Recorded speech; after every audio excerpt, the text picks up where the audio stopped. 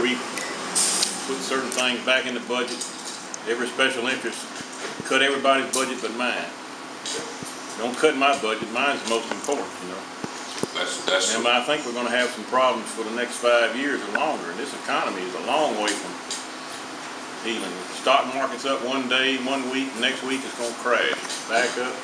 It's like a whipsaw. It's an extremely long-term deal. We may go through, just as you said, we may go through a little surge for a few months, but at the end of the day, we've got a hard 2 or 3 years ahead of us, I think. Maybe 5, I don't know, but I know looking on our horizons and looking on just in our industry and construction, when we look at what architects have on their boards, what engineers have in the design phase, it really would manifest itself a couple of years down the road in terms of work for contractors per se. Those boards are pretty blank right now, other than public work. And a lot of that's probably not going to be the kind of arena most people want to be in. But what is going to be faced by the next governor is going to be predominantly economics, predominantly financial, and it is going to be a very tough arena. It's going to have to be somebody that's willing to purposely say, these are the things we can do. I don't have an allegiance to you, that I've known you for 25 years, I've worked with you for 20 years, I promised you this over time. I've got no promises, zero, other than good government from the state of Mississippi and sound fiscal, responsible government. But it's going to be very difficult. Projects on the books out here to be done, but they can be done without for a while.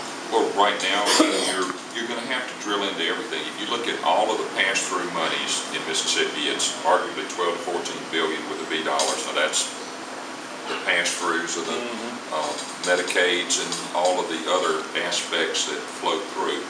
The amount that's appropriated, typically it's been about $6 billion. Obviously that was cut of around 10% this year, so the actual appropriated amount in round numbers is about $5.5 billion. Of that 5.5, normally 60 to 62% of that is public education. K-12, community colleges, IHL. Anytime you look at a budget, you're going to have to see where the money is, where is it being spent, how is it being spent. If something is arguably 2/3 of your budget or nearly 2/3, it's got to be looked at. Everything has to be looked at, including education.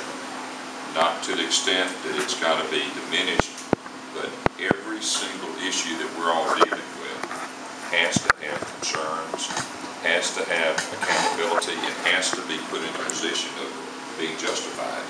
It is in our business. Every single thing we do, and we're no different than a state or a Fed or wherever, we've got to make it work, and it's got to be financially adaptable.